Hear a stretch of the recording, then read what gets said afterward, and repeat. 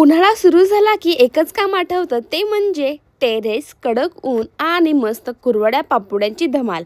आज आपण बनवणार आहोत गव्हाच्या कुरवड्या आणि मस्त अशा पापुड्या, त्या पण उपवासाच्या. तर व्हिडिओ शेवटपर्यंत बघायला विसरू नका. चला तर मग आपण व्हिडिओला सुरू करूया. आम्ही या ठिकाणी गव्हाच्या कुरवड्या बनवत आहोत. मस्त अशा चीक शिजलेला आहे आपला आणि मी माझ्या मम्मीला मदत करत आहे. छोट्याशा हाताने मदत केली तर मम्मीला सुद्धा कामात मदत होते.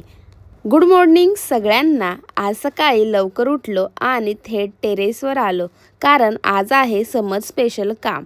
भर उन्हात कुरवड्या आणि पापुड्या करायची मजा काही वेगळीच असते. तर कुरवड्या बनवणं जितकं सोपं दिसते ना, तितकं सोपं नाही आहे. कुरवड्या बनवायला मेहनत खूप लागते आणि ह्याची मज्जा आहे ना, खरं तर फेस्टिवल आलं ना, तळून गरम गरम तेलामध्ये तळायच्या आणि मस्तपैकी खायच्या, त्यात मज्जा खूप आहे. आम्ही चुलीवर केलेल्या आहेत ह्या कुरवड्या. तर गाईज, तुम्ही बघू शकता, हे आहेत मस्तपैकी कुरवड्या. आमच्याकडे अशा गव्हाच्या कुरवड्या बनवतात आणि आज आम्ही ते सक्सेसफुल केलेलं आहे. आता वाजलेले आहे सकाळचे 8 आणि एवढ्या लवकर आम्ही कंप्लीट केलेलं आहे फुल काम आमचं. हे बघा किती सुंदर आणि एकदम परफेक्ट आणि पांढऱ्या पांढऱ्या कुरवड्या झालेल्या आहेत. मस्त अशा आमच्या कुरवड्या दिसत आहेत. तुम्हाला कशा वाटत आहेत त्या मला नक्की सांगा. आम्ही मस्त अशा गावाकडे जशा बनवतात ना चुलीवर, तशाच या ठिकाणी चुलीवर बनवलेल्या आहेत. तर आपल्या कुरवड्या झाल्या, तर आम्ही सकाळ सकाळ बटाट्याचे साल काढले आणि बटाट्याचे पण आपण बनवणार आहेत उपवासाच्या पापुड्या. बटाटा आणि साबुदाण्याच्या बनवणार आहोत. उपवासाला रोज रोज साबुदाणा खाऊन कंटाळा आलाय का? तर आज मी घेऊन आलेली आहे मस्तपैकी आयडिया, उन्हाळ्यात बनवणारे क्रिस्पी उपवासाचे पापड.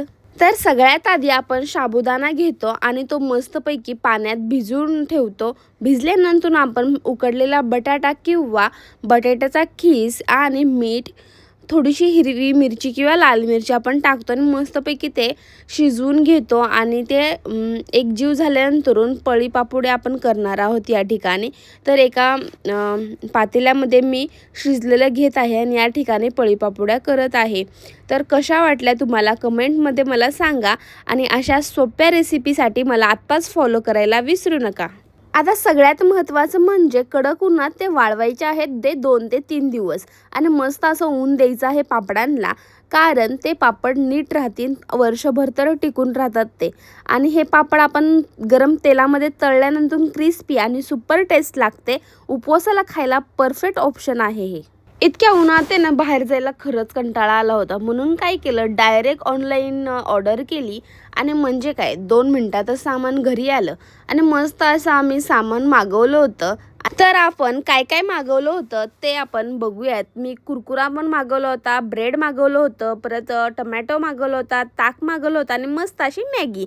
तर आता आपण मॅगी बनवूयात. कशी बनवायची आज मॅगी, तर व्हेजिटेबल ॲड करूया. मॅगीसाठी कांदा कट करून घेते. कांदा कट झाल्यानंतर मी टमाटरसुद्धा करते, बारीक बारीक कट करून घेते, कारण मॅगीमध्ये खूपच छान लागतं. त्यानंतर मी टमाटर कट करून घेते. टमाटरसुद्धा आपण बारीकच कट करणार आहोत. कटिंगचं काम संपत आलेलं आहे आता माझं. कढई गरम झाली, तेलसुद्धा गरम झालं. मी जिरे मोहरी टाकली. त्यानंतर फ्राय करायला कांदा टमाटर टाकत आहे. मस्त असा कांदा फ्राय करणार आहे, कांदा टमाटर दोन्हीसुद्धा. आणि फ्राय झाल्यानंतर मी त्यामध्ये मसाला टाकणार आहे, मॅगी मसाला. काय मग गाईज, तुम्हीसुद्धा सुरू केलं आहे का उन्हाळी कामाची तयारी, की अजून प्लॅनिंगच चालू आहे? आमच्याकडे तर फुल ऑन सुरू झाले. कुरवड्या पापुड्या सगळंच काही. उन्हाळा काम म्हणजे कामच नाही, तर मजा आणि दोन्हीसुद्धा एकदम मस्त. तुमच्या घरी काय काय बनवतात उन्हाळ्यामध्ये, पापुड्या, कुरवड्या की अजून काही स्पेशल? आम्हाला नक्की कमेंटमध्ये सांगा. हां, तुमची आयडिया पण ट्राय करायला मजा येईल. तर मस्त आपली मॅगी तयार झालेली आहे, ते पण 5 मिनिटात. आता आपण खाऊयात मस्त गरम गरम. आजचा ब्लॉग इथं संपवते. पटकन जाऊन लाईक करा, शेअर करा, कमेंटमध्ये सांगा कसा झाला आजची रेसिपी मला, आणि सबस्क्राईब करायला अजिबात विसरू नका. चला तर मग भेटूयात नेक्स्ट ब्लॉगमध्ये. तोपर्यंत एन्जॉय करा आणि कूल राहा.